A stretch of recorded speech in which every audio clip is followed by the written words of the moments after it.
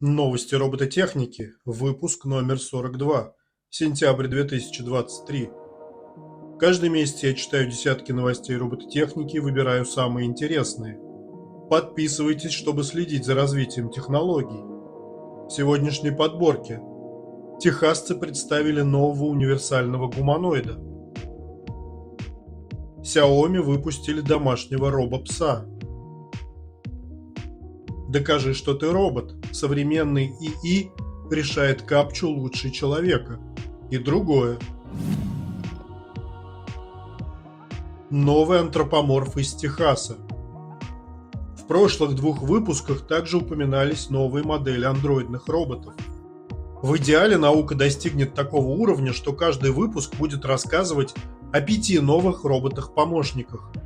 Но и сейчас индустрия демонстрирует значительный прогресс. Техасский Аполло имеет размеры среднего человека, рост 1,7 метра, вес 72,5 кг. Аполло может поднимать 25 кг. Робот использует электричество, а не гидравлику, которая считается небезопасной, и имеет 4-часовую батарею, которую можно прокачать до 22 часов. На груди у Аполло цифровые панели, которые сообщают об оставшемся заряде батареи, текущие задачи, над которой он работает, и что планирует делать дальше. У Аполло также есть лицо и преднамеренные движения, например, поворот головы, чтобы указать, куда он пойдет. Первоначальная цель Аполло – использовать в логистике, взяв на себя физически сложные роли внутри склада, чтобы улучшить цепочку поставок за счет решения проблемы нехватки рабочей силы. Компания Apptronik планирует выйти на полную коммерческую производительность к концу 2024 года. Аполло начнет работу на фабриках и складах, выполняя простые задачи, такие как перемещение коробок и катание тележек. Но со временем функциональность Аполло увеличится за счет новых моделей и обновлений до такой степени, что его можно будет использовать в строительстве, производстве электроники, торговых площадках, доставке на дом и даже в уходе за пожилыми людьми. Xiaomi выпустили нового домашнего робопса. Домашние роботы-животные – отдельная боль родителей. Иногда они хотят купить детям такую игрушку, чтобы надолго занять ребенка. В других случаях это связано с аллергией. Иногда, чтобы заменить настоящее животное, заботиться о котором, как показывает опыт, со временем ребенок перестает. Если же робопитомец принесет еще и образовательный эффект, вообще отлично. Или сыграет роль робо-няни с удаленным присутствием. Удачных роботов-животных можно пересчитать по пальцам руки. Это поколение японских Айба начала нулевых и новая версия в конце десятых. Еще был корейский Гениба и динозавр Плео. Все остальное являлось примитивными заводными игрушками. И вот Xiaomi представили новую модель робота-пса, которая выглядит перспективно со всех сторон. У меня есть робот-пылесос и самокат Xiaomi, поэтому смею предположить, что и собака станет качественным продуктом, но время покажет. CyberDog 2 является улучшенной моделью с усовершенствованным искусственным интеллектом и уникальными способностями. Робопес весит 9 кг и умеет выполнять сложные движения, включая сальто.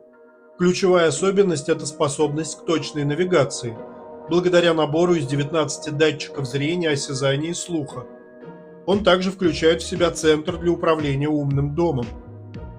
Стоимость Xiaomi CyberDog 2 в Китае начинается от $1800, и он представляет собой не только увлекательное технологическое достижение, но и потенциально полезное устройство для исследований в области искусственного интеллекта и робототехники. Современный искусственный интеллект решает капчу лучше человека. Исследователи из Калифорнийского университета пришли к выводу, что современный искусственный интеллект превосходит на 15% живых людей в прохождении таких тестов, как капча, на защиту от роботов. Это говорит о том, что текущая технология защиты от ботов становится менее эффективной и может вызывать лишь неудобства для пользователей. В исследовании участвовало 1400 человек. Результаты прохождения тестов у людей были сравнены с результатами роботов. Показатели ботов колеблются от 85 до 100% точности. в то время как у людей этот показатель составил от 50 до 85%. Живые пользователи могут конкурировать с ИИ только при прохождении рекапча, но даже в этом случае боты справляются на полсекунды быстрее. Эти результаты поднимают вопросы необходимости пересмотра и улучшения существующей технологии защиты от роботов. Ведь получается, что роботу проще доказать, что он человек, чем человеку. Робот-пилот сможет заменить человека. Сначала я спросил у ChatGPT, зачем вообще нужен пилот-человек, если на борту есть искусственный интеллект и автопилот. Он ответил, что существует множество нормативных и этических вопросов, связанных с автономным управлением. Например, как устанавливать ответственность в случае аварии, которая была вызвана решением искусственного интеллекта. А также, что пилот может быстро реагировать на нештатные ситуации и принимать решения в реальном времени. В случае аварии, когда счет идет на секунды, опыт и интуиция пилота могут сыграть критическую роль в спасении экипажа и пассажиров. Но вот мы здесь. Инженеры из Корейского института науки и технологий разрабатывают гуманоидного летчика по имени PyBot, способного управлять самолетом без необходимости модификаций в кабине. PyBot может запоминать сложные инструкции, представленные на человеческом языке, и имеет доступ к аэронавигационным картам всего мира. Внешние камеры позволяют роботу следить за состоянием самолета, а внутренние помогают управлять переключателями на панели управления. Он также использует искусственный интеллект для запоминания и применения руководств, написанных для человека. PyBot будет общаться с авиадиспетчерами и пассажирами с помощью голосового синтеза. Этот гуманоид имеет рост 160 см и весит 65 кг, что делает его подходящим для большинства кабин авиатранспорта. В настоящее время PyBot находится в стадии разработки, и его появление поднимет вопрос о возможном вытеснении роботами профессии пилота. Корейский робот самоуничтожается после миссии. Инженеры Сеульского национального университета разработали одноразового робота, который способен бесследно самоликвидироваться после завершения своей работы. Для этого робот изготовлен из силиконовой смолы, в которую внедрено вещество, выделяющее ионы фтора под воздействием ультрафиолета. При активации встроенных УФ-светодиодов робот разлагается менее чем за 2 часа, оставляя только маслянистую жидкость, которая не представляет опасности для окружающей среды.